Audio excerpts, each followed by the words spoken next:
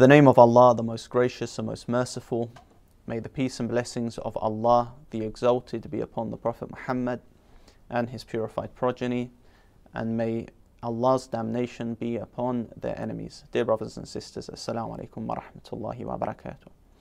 In the last episode, we discussed about the rights of non-Muslims within an Islamic state, and we said that Imam Ali alayhi salam, when he heard about a commander under Muawiyah who raided the houses of Muslim women and non-Muslim women who were under the protection of Islam and got his troops to steal their jewelry, then Imam Ali alayhi salam, he expressed extreme sadness due to this incident.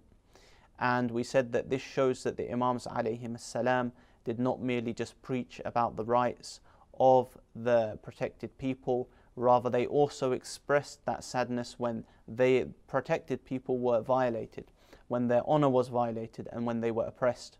And we also quoted the hadith of the Prophet Muhammad sallallahu alaihi wasallam as narrated by the fourth Imam, where the Prophet Muhammad says, "Man zalama mu'ahidan kuntu khasma." So whoever violates someone with a treaty, then I oppose him, so I'm against him. And this is what the Prophet Muhammad sallallahu alaihi wasallam showed us, to show that if you have a treaty, covenant with someone, then you should not violate this. And with the non-Muslims under an Islamic state, when they pay the jizya and they agree to live peacefully with Muslims, then oppression against them should be taken seriously by the Muslims and they should be protected. The fourth right we come to now in our episode 7 is about the protected people having some sort of benefit system. And before I continue with this, in the last episode I did not recall a point to mention, which was that some people, and especially non-Muslims, they say, okay, what happens if someone he doesn't want to pay the jizya? Now what we said about this before is that this is tantamount to someone violating their treaty and going against the state, such as treason. So they say, okay, does this mean this person is killed now because they don't pay the jizya? Now what we can say to this is that it is possible that those who do not pay jizya, it may be possible that some of the ulama say that no, they could just be exited out the land. So if you're not going to contribute, then don't live in this land. Basically get out of it. This is what some ulama may say on this issue, but inshallah ta'ala we can come to this at a later time. Now the protected people, when they make this contribution, they agree to live peacefully with the Muslims in a legitimate Islamic state, then they have protection. They have protection as mentioned, and they have a sort of compensation or benefit system. Just like we find in some of the countries in the West, if someone is disabled and if someone is sick, then, and he is not able to work, then he should be provided for. This is the ethos of Islam, the philosophy of Islam, which teaches that those who are too ill are not left on the streets, unlike in some other countries we see, especially in America, we see the increasing of poverty. We see the increasing of tent cities where people are living in tents. And when you watch some of these interviews on YouTube, you find that some of these people have mental health issues. Some of these people in wheelchairs, they are disabled, yet they are left on the streets without much help. So let's go to an incident of Imam Ali alayhi salam, where he came across a man in Kufa and he saw that this man was begging. So he said to the people, he said, it says, فَقَالَ أَمِيرُ الْمُؤْمِنِينَ عَلَيْهِ السَّلَامِ مَا هَذَا? So what is this? You know, what is this guy doing? Begging in the streets. Why do we have someone begging in the streets? This is something that was shocking for Amir al-Mu'minin alayhi salam, as Islam seeks to eradicate poverty. Whereas us now, we walk on the streets, we may see a homeless person and this becomes like normal for us. So he says, مَا هَذَا? So it says that they said, قَالُوا يَا أَمِيرَ الْمُؤْمِنِينَ نَصْرَانِي. O Commander of the Faithful, it is a Christian. So what was Imam Ali alayhi salam, what was his reaction to this? He sees this man begging, he says, what is this? They say, it's just a Christian. So after that, Imam Ali alayhi salam, he replies to them. And he says, إِسْتَعْمَلْتُمُوهُ حَتَّى إِذَا كَبُرَ وَعَجِزَ وَمَنَعْتُمُوهُ. You exploited him in his youth until he grew old, and then abandoned him, or in some translations stopped supporting him. So Imam Ali alayhi salam indicates to us that this person, it's possible that he was working, he was cooperating with Muslims. They may have used him for specific tasks, they may have used him in labor, and then when he's old and he can't work and he's become ajuz, he's become disabled and he's become blind. I believe the narration, yes, it says that he was blind as well, that they're just ignoring him, they're not helping him. But Imam Ali alayhi salam, he did not walk by and tacitly approve this type of behavior. He says that, you've exploited him until he grew old, he's disabled, and now you've just abandoned him. So the Imam, after that, what it says in the narration is that أَنْفِقُوا عَلَيْهِ مِنْ بَيْتِ الْمَالِ, that he was given money from the public treasury, or he was provided sustenance from the public treasury, which is similar to a benefit type of system. And this is in 𝗧𝗨𝗥𝗓𝗦𝗧, volume 15, page 66. So the point we derive of this is, of course, what Islam is against poverty. Imam Ali alayhi salam could not stand to see someone disabled and old were on the streets begging in a state of poverty, and he wanted to eradicate this. The Imam alayhi salam, he did not just walk past and say, this is a worthless Christian on the street, so leave him. No, the Imam alayhi salam expressed his anger at these people, or expressed that he was not pleased that an old Christian man is begging on the street. And then after that, they were ordered to give this man money from the public treasury so that he is able to sustain himself. These are the ethics of Imam Ali alayhi salam, where he helps this Christian man and he does not discriminate against this man because he is not a Muslim.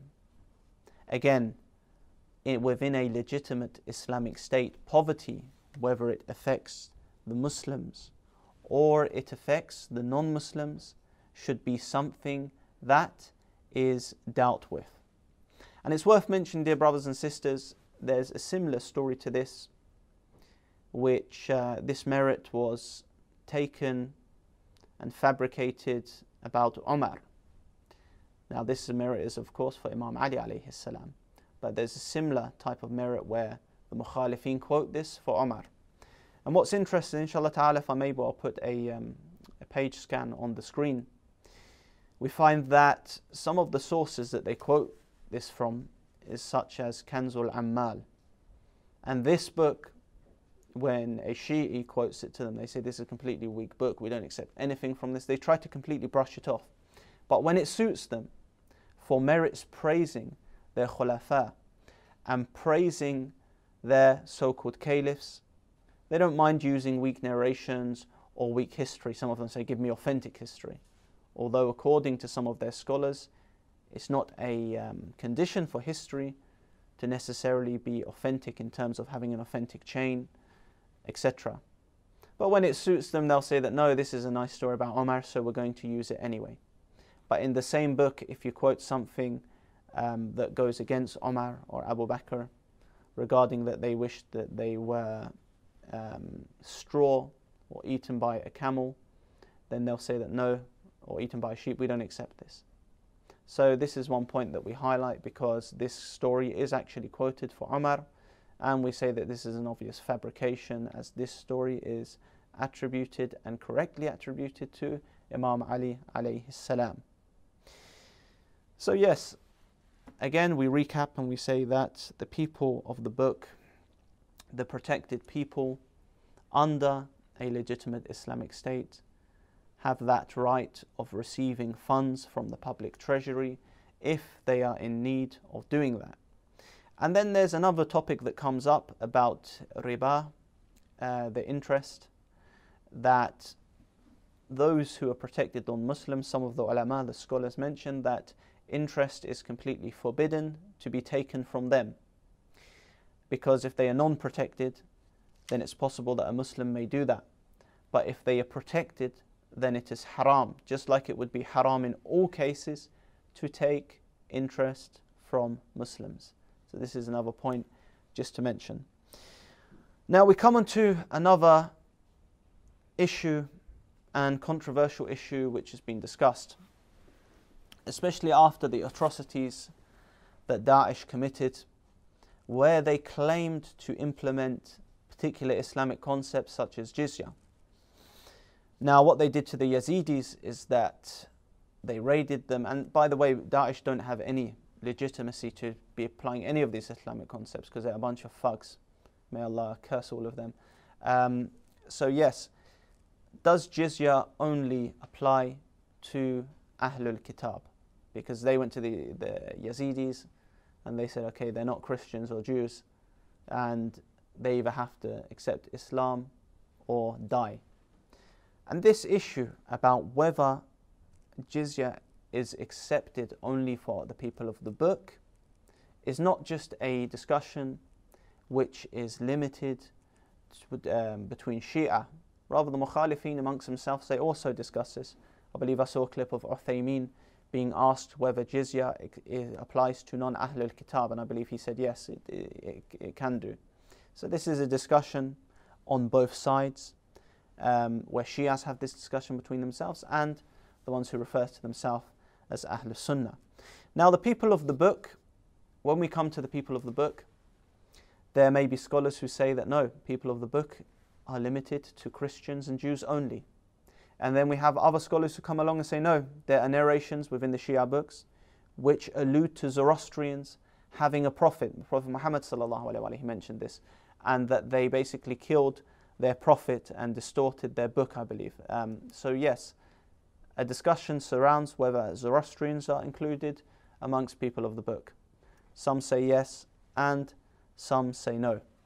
But we do find a hadith where the Imams alayhim discuss some of the practices, and obviously the companions asked that, okay, how can they marry or commit incest, marry some of those who they are related to? And the Imams replied that this is obviously from their religion. It's something halal within their religion, but within the Islamic religion, it's not halal. Because we have, when one studies 𝗧𝗦𝗏𝗧𝗏𝗧𝗏, for example, you'll come across rules where Islamically we may not endorse a practice, but we facilitate interaction with those people, and we accept that their practice applies to them and is legitimate for them. So, for example, if those from the so-called Ahlul Sunnah would marry in their way, or they would divorce, let's say, saying the talaq 3 times, then according to us this is not valid, but according to them this is a valid form of divorce, necessitating that the woman, after the man doing this, would be divorced. So yes, some Shia scholars we find also went further. So they say the Christians, the Jews, the Zoroastrians are amongst the people of the book. Okay, no problem. But also they said Sabians are people from amongst the book as well. So what does this mean for the non-Islamic or the non-religious sects, or the sects that might refer to themselves as religion, but let's say there are Buddhists, there are Sikhs, there are Hindus who are not from the traditional people of the book? What would be their ruling within an Islamic state? Because as we know in our society today, we live peacefully. We live peacefully with Hindus, we live peacefully with Sikhs, we live peacefully even with atheists. We live peacefully with people who could be considered as polytheists. So within a legitimate Islamic state, if these people were not fighting, and if they were living peacefully, wanted to live peacefully with the Muslims, is it said to them that no, jizya is only accepted for Ahlul Kitab, and you guys, you accept Islam or we kill you? What are the points surrounding this issue? Inshallah ta'ala, we'll raise this in the next episode, where we'll start by showing a clip and then we will discuss this issue of jizya and whether it is accepted to the non-Ahlul Kitab within an Islamic state, and whether they would be able to live with the non-Muslims. With the Muslims. Allahumma salli ala Muhammad wa ala Muhammad wa ajil farajahum wa la'ana a'da'ahum. بالله بمحمد بن علي بفاطمة بالحسن بالحسين بالأئمة الأطهار.